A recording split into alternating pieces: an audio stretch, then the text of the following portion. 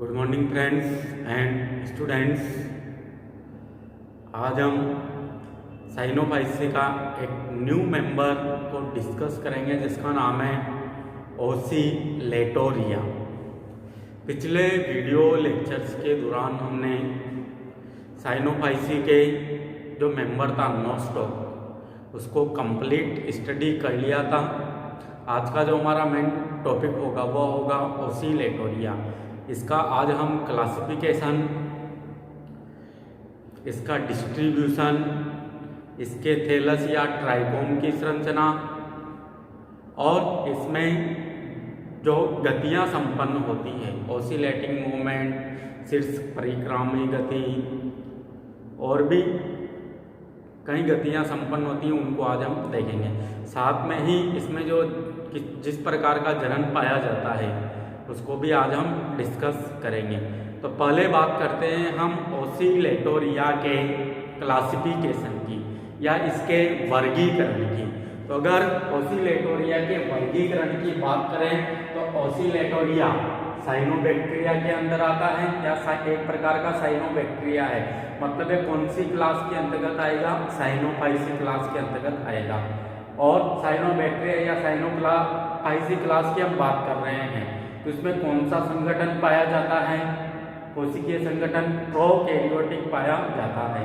तो इसका जो डिवीजन है ओसिलेटोरिया का वह है प्रोकैरियोटा, क्योंकि इनकी कोशिका में प्रोकैरियोटिक कोशिकीय संगठन पाया जाता है। मतलब केंद्रक झिल्ली एब्सेंट, केंद्रक एब्सेंट, केवल न्यूक्लियोइड या जीनोफोर इसमें देखने को मिलेगा। और जो द्विझिल्ली युक्त जो कोशिकांग है वह भी इसमें एब्सेंट होते हैं। हालांकि कुछ एक झिल्ली युक्त जो कोशिकांग होते हैं, जैसे हमने प्रकाश संश्लेषी पट्टलिकाओं की बात की थी, वह इसमें पाई जाती है। वैक्यूल्स या रिक्तिकाओं की बात की थी, वो क्या है? एक झिल्ली युक्त कोशिकांग है, परंतु दो झिल्ली युक्त कोशिकांग इसमें एब्सेंट होंगे। इसी कारण इसका जो डिवीजन है वह कौन सा है? प्रोकैरियोटा। इसके बाद इसकी क्लास की बात करते हैं तो क्लास इसको हम साइनोबैक्टीरिया के अंतर्गत पढ़ते हैं और समस्त साइनोबैक्टीरिया को साइनोफाइसी क्लास के अंदर रखा गया है। इसकी क्लास कौन सी होगी? साइनोफाइसी होगी। अगर इसके गण की बात करें, क्लास में क्या होते हैं फिर? गण या ऑर्डर। तो जो इसका ऑर्डर है वह नोस्टोकैलीज है। क्या है? नोस्टोकैलीज या नोस्टोकैल्स, जिसमें नोस्टॉक को भी रखा गया है और ओसिलेटोरिया को भी रखा गया है। अब जो नोस्टोकैलीज जो ऑर्डर है इसमें एक फैमिली है जिसका नाम है ओसिलेटोरियसी। कौन सी फैमिली? ओसिलेटोरियसी। इस ओसिलेटोरियसी फैमिली में जो मेंबर रखा गया है वो कौन सा मेंबर है? ओसिलेटोरिया मेंबर है। और इसकी भी कई अन्य जातियां हैं। तो अगर इसके सीट की बात करें तो ओसिलेटोरिया प्रिंसेस, ओसिलेटोरिया प्रोविसिडिया, ऐसी बहुत सारी हजारों लाखों जातियां इसकी अर्थ पर उपस्थित है।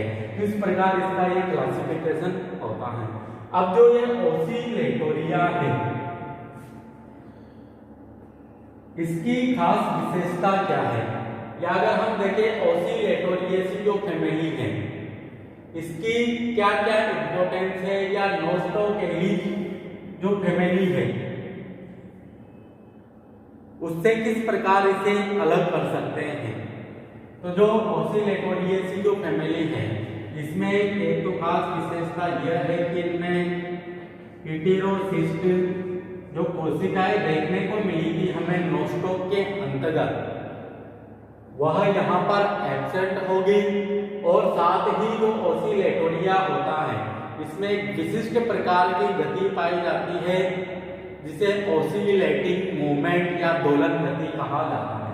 क्या कहा जाता है? दोलन गति या ओसिलेटिंग मूवमेंट। दोलन गति को जो इंग्लिश में ओसिलेटिंग मूवमेंट कहा जाता है। इसी कारण जो ये ओसिलेटोरिया है इसका नाम ओसिलेटोरिया पड़ा था। किसके कारण? दोलन गति के कारण। तो इसमें ओसिलेटोरियसी फैमिली की खास विशेषता क्या है? एक तो हेटेरोसिस्ट कोशिका इनमें एब्सेंट होती है और साथ ही ओसिलेटोरियसी फैमिली के मेंबर में दोलन गति पाई जाती है। और वो दोलन गति ऑसिलेटोरिया में मिलेगी, इसी कारण इसका नाम ऑसिलेटोरिया रखा गया है, क्योंकि अंग्रेजी में दोलन गति को ऑसिलेटिंग मूवमेंट कहा जाता है। इस प्रकार हमने इसका क्लासिफिकेशन देखा।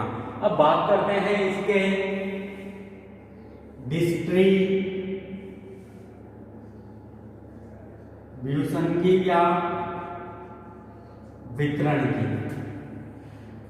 तो अगर ऑसिलेटोरिया के डिस्ट्रीब्यूशन या इसके वितरण की हम बात करें, तो जो ऑसिलेटोरिया है ये कहाँ पर पाया जाता है, कौन से जल में मिलेगा, किस प्रकार इसकी प्लांट बॉडी या इसका जो थैलस है वह किस प्रकार का दिखाई देता है, इसकी कौन सी जातियां इंपॉर्टेंस या कौन कौन सी जातियां पाई जाती है जो कि काफी इंपॉर्टेंस होती है। तो अगर हम बात करें कि ऑसिलेटोरिया की, तो ऑसिलेटोरिया का जो डिस्ट्रीब्यूशन होता है वह पृथ्वी की समस्त जगह पर पाया जाता है, और वह कहाँ पर मिलेगा, या तो नमभूमि पर मिलेगा और कहाँ पर मिलेगा, स्वच्छ जल में। तो जो ऑसिलेटोरिया होता है ये स्वच्छ जल, या इसे हम दूसरी भाषा में क्या बोल सकते हैं, अलवणीय जल। तो अलवणीय जल या स्वच्छ जल में ऑसिलेटोरिया पाया जाता है। अब जो ये ऑसिलेटोरिया है इसका जो थैलस होता है वह कैसा होता है, एक तंतु रूपी होता है। कैसा होता है, फिलामेंटस लाइक होता है, जो कि अशाखित प्रकृति का होता है, मतलब ये शाखित नहीं होगा। ऐसे तंतु की बात इसका जो थैलस है ये दिखाई देगा, और इस थैलस को कहा जाता है ट्राइकोम। परंतु ये मैक्सिमम केसेज में देखा जाए तो इस जो ये ट्राइकोम है पास में कोई दूसरा ट्राइकोम होगा, इसी प्रकार बहुत सारे ट्राइकोम आपस में गुथकर एक कॉलोनी का निर्माण कर लेते हैं। मतलब जो ऑसिलेटोरिया होता है ये किस फॉर्म में पाया जाता है, कॉलोनी के रूप में या कॉलोनी के फॉर्म में पाया जाता है अधिकांश केसेज में, परंतु कभी कभी ये पृथक रूप से एक सिंगल ट्राइकोम के रूप में भी रह सकता है। अब इसकी अगर हम जातियों की बात करें तो इसकी जो कुछ महत्वपूर्ण जातियां हैं उनके नाम को देख लेते हैं हम। तो इसकी जो फर्स्ट जातियां हैं वह है ऑसिलेटोरिया टेरिबिफॉर्मिस। कौन सी जाति है, फर्स्ट ऑसिलेटोरिया टेरिबिफॉर्मिस। अब जो ये जाति है ये कहां पर पाई जाती है, यह पाई जाती है गर्म झरनों में। कौन से झरनों में, गर्म झरनों में, जहां का तापमान लगभग 80 डिग्री सेंटीग्रेड होता है। तो हमने पहले जब नॉस्टॉक पढ़ा था तो वहां पर भी बात की थी कि जो नॉस्टॉक होता है वह केवल स्वच्छ जल में ही पाया जाता है, केवल कुछ ही जातियां होगी जो लवणीय जल में या खारे जल में पाई जाती है। परंतु जो ऑसिलेटोरिया की जातियां हैं, कुछ जातियां ऐसी भी होती है जो कि कहां पर मिलती हैं, 80 डिग्री सेंटीग्रेड तापमान वाले गर्म झरनों में। इसकी जो एक जाति है ऑसिलेटोरिया टेरिबिफॉर्मिस, यह गर्म झरनों में पाई जाती है।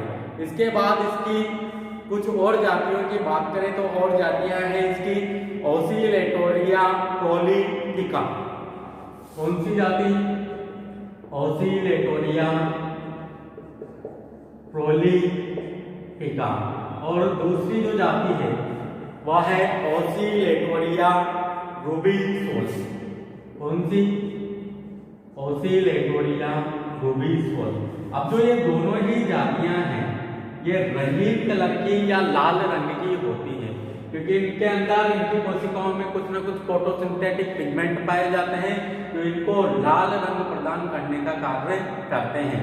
और ये जिस भी जगह पाई जाती है या जिस भी तालाब के अंदर पाई जाती है या झील के अंदर पाई जाती है तो वहां के रंगों को क्या कर देती है, यह लाल कर देती है। तो ऑसिलेटोरिया प्रोलिफिका और ऑसिलेटोरिया रूबिसोल यह रंगीन जाति है जो कि तालाब के जल को या जो झील की ऊपरी सतह है कहां पर पाई जाती है, यह झील में पाई जाती है। तो झील की ऊपरी सतह को लाल कर देती है, क्योंकि इनका रंग भी क्या होता है, लाल होता है। तो ओसिलेटोरिया टेरेबिफॉर्मिस तो गर्म झंडों में पाई जाएगी और ओसिलेटोरिया प्रोलिफिका, ओसिलेटोरिया रूबिफोलिया दोनों ही जातियां लाल रंग की होती है। और ये जहाँ पर भी पाई जाती है या झील में पाई जाती है वहाँ की ऊपरी सतह को ये लाल रंग प्रदान करती है। उसके बाद हम बात करें ओसिलेटोरिया लाइमोसा की। अगली जाति कौन सी है? ओसिलेटोरिया लाइमोसा। अब जो ये जाति है ये कहाँ पर पाई जाती है? ये पाई जाती है लवणीय जल में। कहाँ पर? लवणीय जल में या खारे जल में पाई जाती है। सभी जातियां स्वच्छ जल में नहीं मिलेगी, कुछ जातियां तो ऐसी भी होगी जो कि लवणीय जल में पाई जाएगी। जैसे हमने एक एग्जाम्पल की बात की ओसिलेटोरिया लाइमोसा, ये लवणीय जल में पाई जाती है।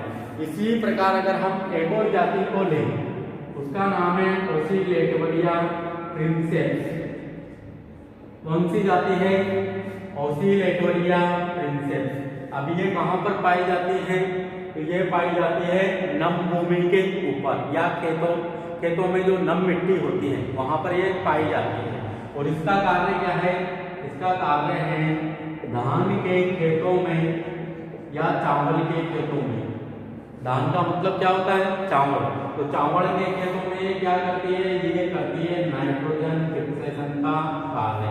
तो ओसिलेटोरिया प्रिंसेप्स जो जाती है वह चावल के खेतों में या धान के खेतों में नाइट्रोजन फिक्सेशन का कार्य करती है। तो ये हमने इसका क्लासिफिकेशन देखा और डिस्ट्रीब्यूशन और उसकी कुछ महत्वपूर्ण जो जातियां थी इनके बारे में स्टडी किया। अब इसके बाद हम देखते हैं कि जो ओसिलेटोरिया है यह बाह्य संरचना में या इसकी जो थैलस की जो बाह्य संरचना है में किस प्रकार का दिखाई देता है। क्योंकि इसकी जो संरचना है ये जड़ तना तथा पत्ती में तो विभेदित नहीं होती, बड़े बड़े प्लांट्स की बात ही। तो इसकी संरचना को हम थैलस के रूप में पढ़ा जाता है। और इसका जो थैलस होता है वह ट्राइकोम से मिलकर बना हुआ होता है, क्योंकि ये एक तंतुनुमा होता है जिसे हम ट्राइकोम कहते हैं। तो उसका पहले डायग्राम बनाते हैं फिर उसके माध्यम से हम समझते हैं। ओसिलेटोरिया के थैलस की हम बात करें तो इसका जो थैलस होता है वह कैसा होता है? अशाखित तंतुवत होता है, मतलब फिलामेंटस लाइक होता है, जो कि कैसा दिखाई देता है? अशाखित प्रकृति का होता है। अब जो इसका जो थैलस होता है वह किस प्रकार का दिखाई दे रहा है? हमें तंतुवत दिखाई दे रहा है। और इसके थैलस को क्या कहा जाता है? ट्राइकोम कहा जाता है। क्या कहा जाता है? ट्राइकोम कहा जाता है। अब जो ये ट्राइकोम है ये इसका जो तंतु रूपी थैलस है इसकी जो सभी कोशिकाएं होती है वह किस प्रकार की होती है? आकार एंड आकृति में वह समान होती है।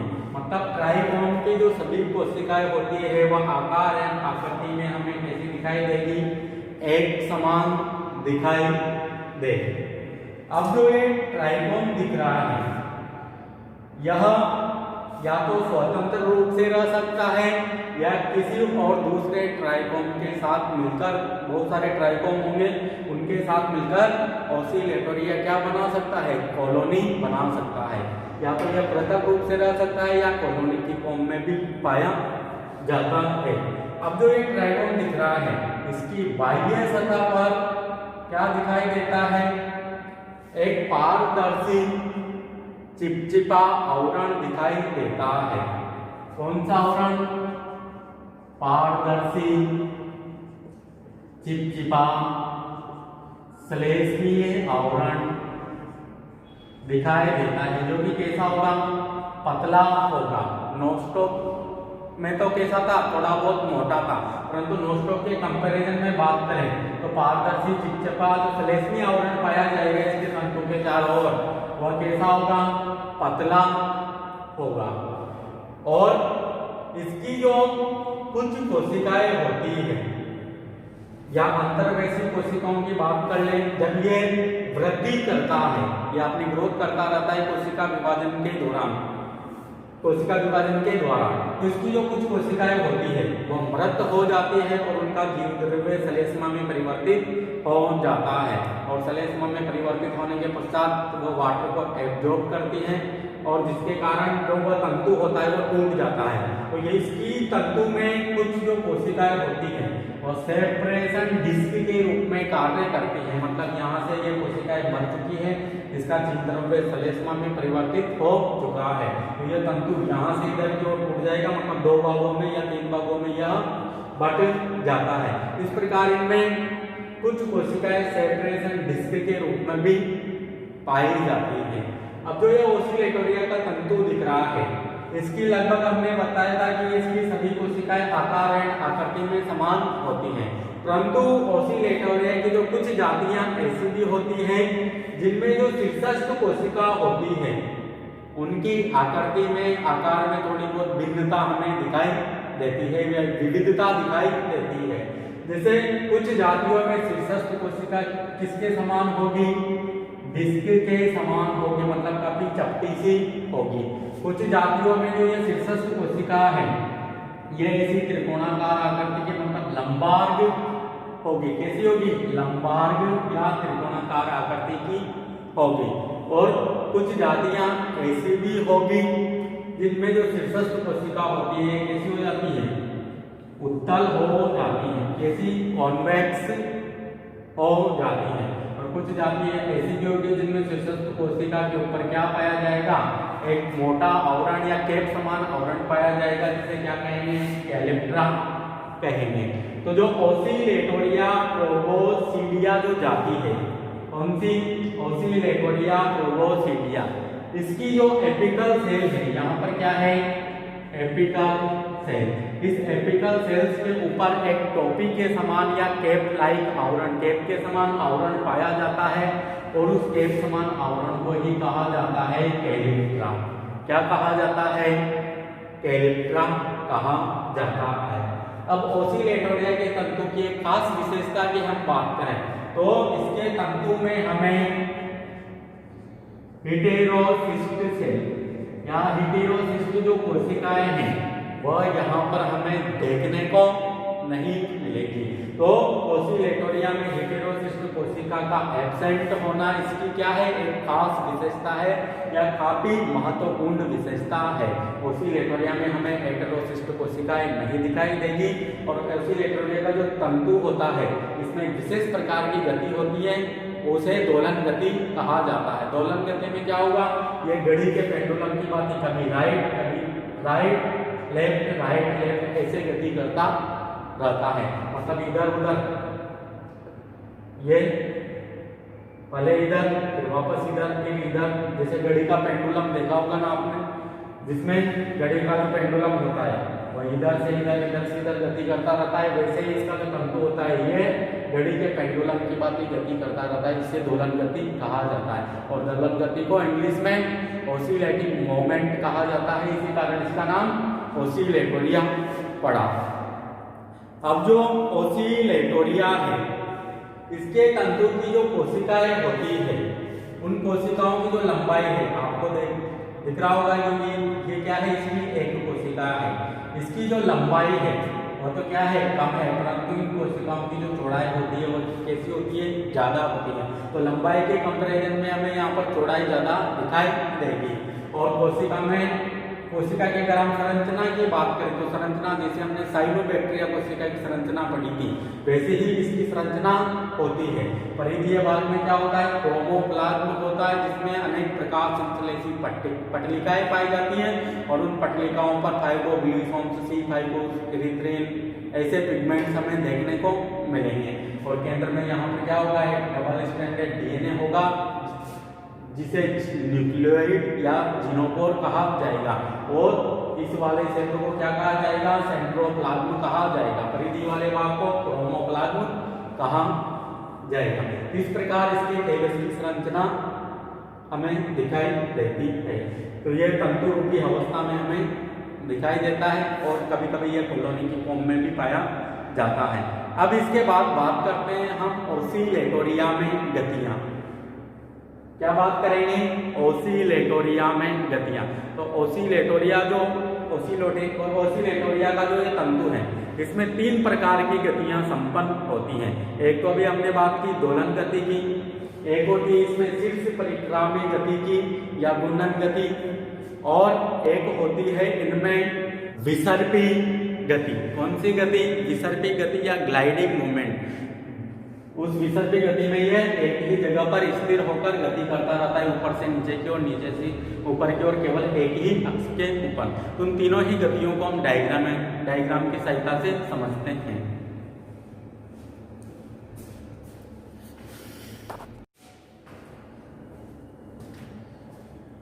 अगर ओसिलेटोरिया में हम गतियों की बात करें तो ओसिलेटोरिया में 3 प्रकार की गतियां पाई जाती हैं। कौन कौन सी गति? एक तो होती है इसमें विसर्पी गति या ग्लाइडिंग मूवमेंट या क्रीपिंग मूवमेंट, एक होती है घूर्णन गति, और एक होती है दोलन गति या ओसिलेटिंग मूवमेंट। तो पहले बात करते हैं हम विसर्पी गति की। तो जो विसर्पी गति की जाती है तंतु के द्वारा या ओसिलेटोरिया के फिलामेंट के द्वारा, वह एक ही स्थान पर की जाएगी। मतलब जिस सबस्ट्रेटम पर या जिस स्थान पर यह लगा हुआ है वहीं पर ही इसके द्वारा यह गति की जाएगी। मतलब इनमें जो ये तीनों ही प्रकार की गतियां होती हैं, यह किसी विशिष्ट ऑर्गन से या सीलिया फ्लैजिला इनकी सहायता से संपन्न नहीं होती, इनमें स्वतः ही होने लग जाती है। ऐसी स्वतः गति इनमें पाई जाती है, किसी विशिष्ट ऑर्गन की सहायता से यह गति नहीं करते हैं। तो जो विसर्पी गति होती है, विसर्पी गति जहां पर ये लगा हुआ होगा वहीं पर ही होगी। इस गति में क्या करता है ये ओसिलेटोरिया का तंतु अपने ही एक्सिस पर ऊपर की ओर और नीचे की ओर गति संपन्न करता है। मतलब कभी इसका जीव द्रव्य ऊपर की ओर जाएगा जिसके कारण इसकी लंबाई थोड़ी बहुत बढ़ जाएगी, फिर वापस से नीचे की ओर आएगा। इस प्रकार की गति इसमें संपन्न होती है और इसे कहा जाता है विसर्पी गति या ग्लाइडिंग मूवमेंट। अब जो ये विसर्पी गति होती है ये किस पर संपन्न हो रही है? अपने ही अक्ष पर संपन्न हो रही है। मतलब पोजीशन चेंज नहीं की जा रही है, इसी अक्ष पर ये कभी ऊपर की ओर जाएगा, थोड़ा सा नीचे की ओर आएगा। इस प्रकार ये गति होती रहती है इसके जीव द्रव्य के अंदर। इसे विसर्पी गति कहा जाता है। मतलब अपने अनुदैर्ध्य अक्ष पर यह गति करता है। इस गति के दौरान क्या होता है कि इसकी जो कोशिकाएं होती है वह संकुचित हो जाती है। जब ऊपर से वापस नीचे जीव द्रव्य आएगा तो कोशिकाएं क्या हो जाएगी? थोड़ी बहुत मात्रा में फूल जाएगी, और नीचे से ऊपर जाएगा तो नीचे की कोशिकाएं क्या हो जाएगी? संकुचित हो जाएगी। तो उस दौरान क्या होता है, जब ये संकुचित अवस्था में आता है तो उस दौरान इसकी कोशिका वृत्ति में जो सूक्ष्म सूक्ष्म छिद्र पाए जाते हैं उनसे कुछ मात्रा में श्लेष्मा का तथा कुछ जो उत्सर्जनीय पदार्थ हैं उनका बाह्य वातावरण में ये उत्सर्जन कर देता है या बाह्य वातावरण में उनको निकाल देता है। इस प्रकार की जो ये गति होती है ये किसके लिए संपन्न होती है? उत्सर्जित पदार्थों को बाहर निकालने के लिए संपन्न होती है, क्योंकि उत्सर्जित पदार्थों या श्लेष्मा को यह बाहर की ओर निकाल देता है और अपने ही एक्सिस पर यह गति संपन्न होती है। इसके बाद हम बात करें घूर्णन गति की, तो दूसरे प्रकार की जो गति पाई जाती है ओसिलेटोरिया में उसे कहा जाता है घूर्णन गति, या इसका एक नाम और है शीर्ष परिक्रामी गति। अब घूर्णन गति या जो शीर्ष परिक्रामी गति होती है ये केवल इस तंतु के शीर्ष भाग के द्वारा ही प्रदर्शित की जाती है। इस तंतु का जो शीर्ष भाग होता है इस गति में क्या करता है? घूर्णन करता है। अब घूर्णन कैसे करेगा? तो घूर्णन कैसे करता है ये? या तो ये क्लॉकवाइज डायरेक्शन में ऐसे करेगा इसका शीर्ष भाग, या एंटी क्लॉकवाइज में 360 डिग्री पर ये घूमता रहेगा। मतलब क्लॉकवाइज और एंटी क्लॉकवाइज डायरेक्शन में इस तंतु का शीर्ष भाग क्या करता है? घूर्णन करता है। इसे क्या कहा जाता है? घूर्णन गति या शीर्ष परिक्रामी गति। शीर्ष का मतलब क्या होता है? तंतु का शीर्ष भाग, और परिक्रामी गति का मतलब क्या हो रहा है? परिक्रमा कर रहा है। मतलब घूर्णन गति करता है। इसका तंतु का शीर्ष भाग पहले ऐसे ऐसे यह घूमता रहेगा। इसके बाद जो थर्ड प्रकार की जो गति पाई जाती है वह है दोलन गति या ऑसिलेटिंग मूवमेंट। अब जो ये इस प्रकार की जो गति होती है इसमें जो तंतु होता है वह घड़ी के पेंडुलम के समान गति करता है। जैसे आपने घड़ी होती है उसका पेंडुलम देखा होगा, उसका जो पेंडुलम होता है वह कभी तो इधर जाता है, कभी इधर जाता है, कभी इधर, ऐसे प्रत्येक सेकंड में वह इधर उधर या right to left, left to right होता रहता है। मतलब यहाँ पर भी जो ये तंतु है यह पहले दाएं फिर बाएं फिर दाएं फिर बाएं ऐसे घड़ी के पेंडुलम के समान गति करता रहता है और इस प्रकार की गति को कहा जाता है दोलन गति। और दोलन गति को इंग्लिश में ऑसिलेटिंग मूवमेंट बोला जाता है। इसी कारण इसका नाम क्या पड़ा, ऑसिलेटोरिया पड़ा। तो ये तीनों ही प्रकार की गति किसमें देखने को मिलती है, हमें ऑसिलेटोरिया में देखने को मिलती है। और ये काफी इंपॉर्टेंट भी है एग्जामिनेशन पॉइंट ऑफ व्यू से, और एग्जाम में काफी बार पूछा भी गया है कि ऑसिलेटोरिया में गति के प्रकारों को समझाइए। इसके बाद हम बात करते हैं ऑसिलेटोरिया में जनन की। किसकी बात करेंगे, जनन या रिप्रोडक्शन। तो अगर ऑसिलेटोरिया में अगर हम जनन की बात करें तो ऑसिलेटोरिया के अंदर अलैंगिक जनन और लैंगिक जनन दोनों ही प्रकार का जनन अनुपस्थित या एब्सेंट होता है। केवल इसमें कौन सा जनन पाया जाता है, कायिक जनन पाया जाता है। कौन से प्रकार का जनन हमें देखने को मिलेगा, कायिक जनन देखने को मिलेगा। और कायिक जनन भी इसमें केवल दो विधियों के द्वारा संपन्न होता है। एक तो खंडन के द्वारा या विखंडन भी बोल सकते हैं हम, या फ्रेगमेंटेशन बोल सकते हैं। और जो दूसरा प्रकार है वह है हार्मोगोनिया द्वारा। अब देखो आप खंडन के द्वारा किस प्रकार का एक जनन संपन्न होता है। तो खंडन का मतलब ऑसिलेटोरिया के फिलामेंट का टूटना। अब फिलामेंट कहाँ पर उपस्थित होता है, किसी भी वाटर बॉडीज या जल के अंदर उपस्थित होता है। तो किसी भी जलधारा या किसी भी जो जलीय जीव है जब वह इस तंतु से टकराएगा तो तंतु क्या हो जाएगा, बहुत सारे भागों में क्या हो जाता है, यह विखंडित हो जाता है या टूट जाता है। इसके बहुत सारे खंड बन जाते हैं और प्रत्येक खंड वृद्धि करके वापस ऐसे नए फिलामेंट का निर्माण कर देता है। इस प्रकार खंडन द्वारा कायिक जनन संपन्न होता है। इसके बाद अगर हम सेकंड विधि की बात करें कायिक जनन की तो वह है हार्मोगोनिया द्वारा। किसके द्वारा, हार्मोगोनिया द्वारा। अब हार्मोगोनिया के द्वारा कैसे होगा इसमें जनन, तो हार्मोगोनिया के द्वारा आप समझना। हार्मोगोनिया में क्या होगा, इसका जो ये तंतु दिख रहा है आपको, इसके तंतु की जैसे जैसे वृद्धि होती रहती है, मतलब ये कायिक वृद्धि करता रहता है कोशिका विभाजन के द्वारा। तो इसी दौरान क्या होता है, तंतु के मध्य की जो कुछ कोशिकाएं होती है वह मृत हो जाती है या उनकी मृत्यु हो जाती है। जैसे मान लिया जाए ये कोशिका, यहाँ पर ये वाली कोशिका मर चुकी है, तो मरने के पश्चात क्या होगा, इस कोशिका का जो जीव द्रव्य है वह किसके रूप में परिवर्तित हो जाएगा, वह जीव द्रव्य श्लेष्मा के रूप में या म्यूसिलेज के फॉर्म में परिवर्तित हो जाएगा। और श्लेष्मा के रूप में परिवर्तित होने के पश्चात क्या होगा, जो इसके ऊपर की कोशिका है और इसके नीचे की कोशिका है वह इस बीच की कोशिका पर क्या डालेगी, दबाव डालेगी। क्या डालेगी, दबाव डालेगी। जिसके कारण इसके इधर से भी प्रेशर पड़ रहा है, ऊपर से भी प्रेशर पड़ रहा है, जिसके कारण जो यहाँ पर यह मृत कोशिका है इसकी आकृति कैसी हो जाती है, उबे अवतल हो जाती है। कैसी हो जाती है, उबे अवतल हो जाती है। और इस कोशिका को क्या कहा जाता है, इस कोशिका को कहा जाता है नेक्रेडियम या मृतोशिका।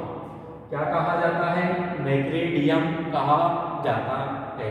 और ये कोशिकाएं यहाँ पर किसकी भांति कार्य करेगी, सेपरेशन डिस्क की भांति या पृथककारी बिंब की भांति कार्य करेगी। किसकी भांति, पृथककारी बिंब, मतलब तंतु यहाँ से टूटने वाला है। इसी प्रकार यहाँ पर भी कोई कोशिका होगी, वह भी इसी प्रकार मृत होगी, उसका भी जीव द्रव्य श्लेष्मा के रूप में परिवर्तित हो जाएगा और वह भी उबे अवतल हो जाएगी और वह भी पृथककारी बिंब की भांति कार्य करेगी। अब इसका जो जीव द्रव्य है वह किसके रूप में परिवर्तित हो चुका है, श्लेष्मा के रूप में परिवर्तित हो चुका है। अब जो श्लेष्मा होता है वो धीरे धीरे बाह्य वातावरण से वाटर को क्या करता है, अवशोषित करता है, क्योंकि श्लेष्मा की एक खास प्रवृत्ति यह होती है कि वो वाटर को ज्यादा से ज्यादा अवशोषित करने का कार्य करता है, जिसके कारण यहाँ पर जो ये पृथककारी बिंब है या नेक्रेडियम सेल है ये कैसी हो जाती है, फूलकर ऐसी हो जाती है। मतलब कैसी हो जाती है, उबे उत्तल हो जाती है और फिर यहाँ से क्या हो जाती है, हट जाती है, जिसके कारण जो ये आपको तंतु दिख रहा है, कौन सा तंतु, ओसिलेटोरिया का तंतु, यह कई खंडों में विघटित हो जाता है। और इसके जो ये खंड हैं इन खंडों को क्या कहेंगे हम, हार्मोगोनिया कहेंगे। क्या कहेंगे, हार्मोगोनिया कहेंगे। और प्रत्येक हार्मोगोनिया का जो खंड है या प्रत्येक हार्मोगोनिया क्या बनाएगा, एक ओसिलेटोरिया का फिलामेंट बनाएगा या ओसिलेटोरिया के तंतु का निर्माण करेगा। तो इस प्रकार हार्मोगोनिया के द्वारा जनन संपन्न होता है। तो हमने दोनों ही प्रकार के जनन की बात, दोनों ही विधियों की बात कर ली गाय जनन के अंतर्गत, और लैंगिक और अलैंगिक जनन तो इसमें एब्सेंट होता है। तो इस प्रकार आपका जो सेकंड मेंबर था साइनोबैक्टीरिया का या साइनोपाइसी क्लास का ओसिलेटोरिया वह कंप्लीट होता है। तो अगर इसकी लाइफ साइकिल की हम बात करें, लाइफ साइकिल काफी सिंपल प्रकार की है। लैंगिक और अलैंगिक जनन तो इसमें एब्सेंट ही है, तो केवल दो कायिक जनन ही है और वह भी दो विधियों के द्वारा संपन्न होता है। तो हम कह सकते हैं कि इसमें पीढ़ी एकांतरण नहीं पाया जाता। इसके बाद अगर ओसिलेटोरिया के आर्थिक महत्व की हम बात करें तो आर्थिक महत्व के अंदर हम क्या लिख सकते हैं, इसकी कुछ जातियों को मछलियों के चारे के रूप में या मछलियों के चारे के रूप में यह प्रयुक्त की जाती है। हमने देखा इसकी जो कुछ जातियां होती है धान के खेतों में या चावल के खेतों में नाइट्रोजन फिक्सेशन का कार्य करती है। उसके बाद अगर हम बात करें तो जो ओसिलेटोरिया है इसका जब थैलस मृत होता है तो मृदा में उपजाऊपन को बढ़ाने का कार्य करता है। तो एक कुछ इसके आर्थिक महत्व थे जो हमने नोस्टॉक के अंतर्गत भी लिखे थे, तो उनको भी यहाँ पर हम लिख सकते हैं। इस प्रकार जो ओसिलेटोरिया मेंबर है या तो एल्गी के अंदर इंक्लूड कीजिए आप इसे या बैक्टीरिया के अंदर इंक्लूड कीजिए, ये कंप्लीट हो चुका है। अब इसके बाद हम नेक्स्ट वीडियो लेक्चर्स के दौरान हम माइकोप्लाज्मा को स्टडी करेंगे। तो आज इस क्लास को हम यहीं पर ही विराम देते हैं, अगला हम देखेंगे नेक्स्ट क्लास के लिए। तब तक के लिए आपको नमस्कार, धन्यवाद।